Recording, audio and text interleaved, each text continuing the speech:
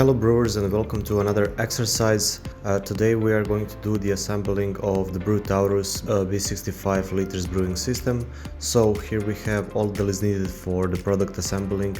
On the left side we can see the brewing system. Here we also have the bottom tub that will be installed on the brewing system. We have the top and the bottom sparge for the grain basket, with the grain basket included, the handle for the grain basket, and also the telescopic overflow pipe, which will be installed inside of the grain basket. Also here we have the circulation arm and also the Whirlpool arm, which will be installed, and we will showcase you how you can attach it on the circulation pipe. And here we also have some bazooka filter that will be installed in the brewing system, the bottom pipe, and also some spare silicone seals. And also what is included in the BrewTaurus 65L brewing system, this is the water connectors which will be installed on the chilling coil later on. We will also showcase you how to do it, and also the protective rubber tape. So if you agree, let's jump into the product assembling.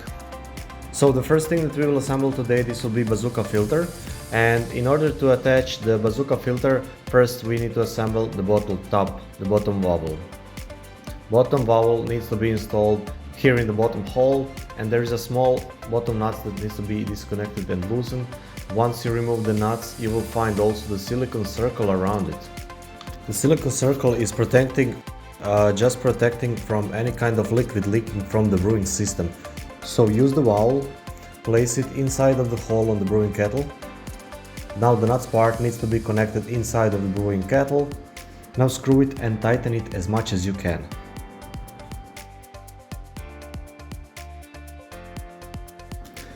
Now once we connected our bottom valve, we can attach the bazooka filter. So for this one we will need the nut ring and also the bazooka filter with the screwdriver. So place the ring nut around bazooka filter, put it inside of the brewing kettle, place it around of the bottom valve, and using the screwdriver just screw the ring nut around the bottom valve. Now once we did it, we have the following bottom tube. This is the bottom pipe that will be installed and just placed inside of the brewing system, allowing the mash to circulate through the circulation pipe here. So just use the bottom pipe. It has a small circle around the bottom part, and it will be placed like this inside of the brewing system. Right now we connected all of our taps and the filter inside of the brewing system, and also BrewTaurus made sure to send us the spare silicone seals, the top and the bottom one for the circulation pipe here. So you can notice that we have two different spare seals, top and the bottom one. This is just the spare silicone seals in case you need a replacement of the original one. So the top one goes right here in the circulation pipe on the upper part here, and also the bottom one, which is going in this position in case you need just a replacement of the original ones, but we will save them for the later on.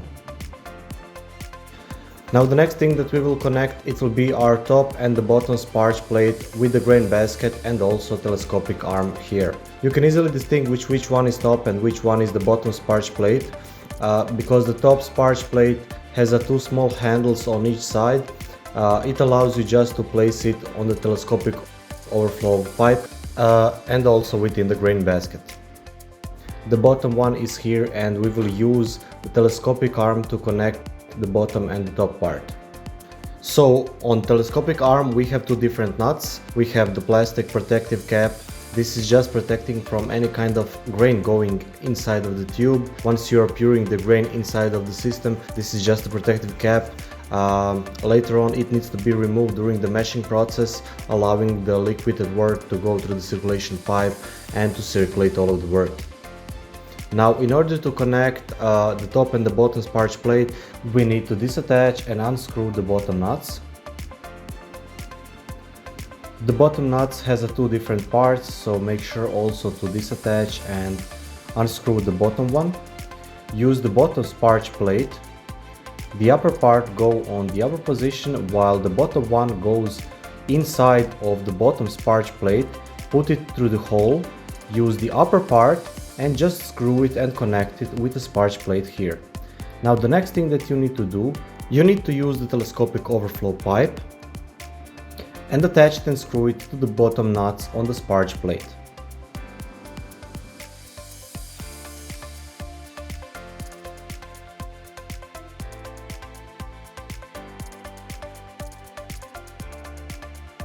Now the next thing that we need to do is to connect the upper sparge plate.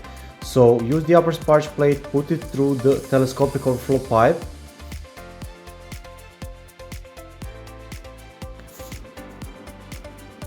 and place the plastic cap on top of the telescopic overflow pipe.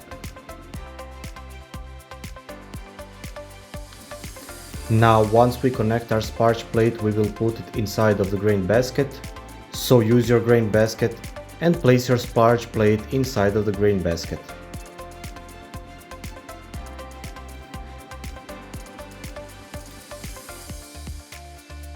Now to lift the grain basket, we will use the crank handle. So the handle itself has a small recessed part which we will push into the appropriate holes on the grain basket. So it will be connected inside of the holes here. Just place the handle through first and the second hole inside of the grain basket. And you are available to pull our grain basket up. Also on the grain basket you can notice two small arms. So the arms allowing us to put the grain basket inside of the brewing system on the arms connected on the three parts. So inside of the brewing system we have three different placement parts, first, second and the third arm. So this is the arms on which we will put our grain basket. Just place it on the handles and the grain basket will stand on top of the brewing system. Now when you're pulling the grain basket inside of the brewing system, make sure to remove it from the handles and just put the grain basket inside of the brewing system.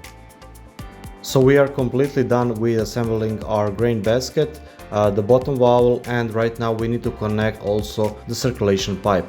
If you want to use the glass lid during the meshing process, then you need to make sure to place the circulation pipe first inside of the glass lid, then to connect it to the circulation filter here. On the circulation arm you can notice also the rubber part. This is protecting us from any kind of burnings during the meshing process when we are installing and attaching or removing our circulation arm. So how to connect the arm? So on this part it needs to be curved and adjusted. So just use it and curve it in this position, being able to pull it through the hole in the glass lid. So once using the lid, you're able to place it inside of the brewing system, and then to connect the arm, pull two small handles down that are attached on each side of the circulation pipe here. It is perfectly fitting, our circulation arm is connected and we are available to turn on the meshing pipe. So in order to turn on the mesh pipe, first thing first, you need to have the wort inside. Second thing, you need to have connected circulation arm. And the third thing is to make sure to open the valve on the brewing circulation pipe. Once you're done with the meshing process, you can simply remove the circulation arm by turning off the circulation button. The second thing is to close the valve. When it is in the horizontal position, that means it is turned off, not allowing any circulation or wort to pass through, and also using the protective ring on each side of the circulation pipe, so you can simply remove the circulation arm by pulling the handles in the upper position and simply removing the arm.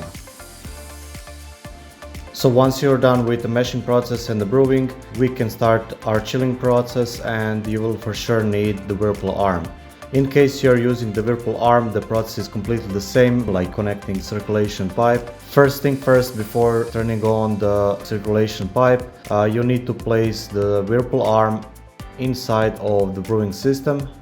Make sure to pull the small handles in the upper position, place it inside the circulation pipe, and using the handles, just pull it down. Once it's connected, you're available to turn on the valve here. Once it is in the vertical position, it is open and we can turn on the circulation pump. Once you are done with the whippling, the same process goes. You can simply turn off the valve, disattach the arms, using the handles, put it in the upper position, and you can disattach your Whirlpool arm. Last thing to assemble is to install the insulation jacket. You can spot a small hole on the insulation jacket. This is where the handle goes. So take the insulation jacket, place it around of the brewing system, stick it through the handle, and just cover the complete brewing system with the insulation jacket.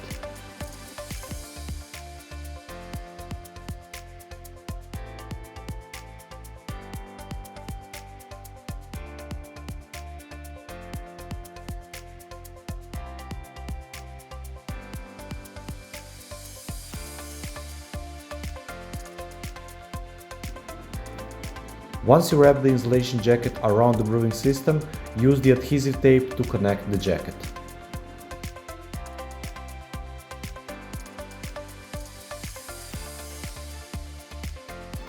And the final step is to assemble the chilling coil. So here we have a large chilling coil with already included all of the needed connectors. One of the best things about the BrewTaurus equipment is that it contains all of the needed items, so you do not need to worry about anything else because everything is included. Here we have two different water connectors and also the rubber protective tape. So use the tape, place it around the connectors on the chilling coil.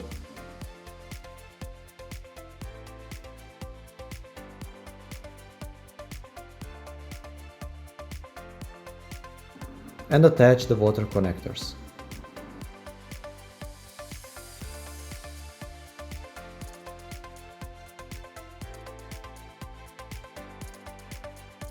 That was it guys for today. Thank you for watching us. I really hope that you enjoy assembling BrewTaurus brewing system. If you will have any questions, just place it in the comment section below. We will be happy to answer it. Stay tuned for more videos and see you next time. Happy brewing!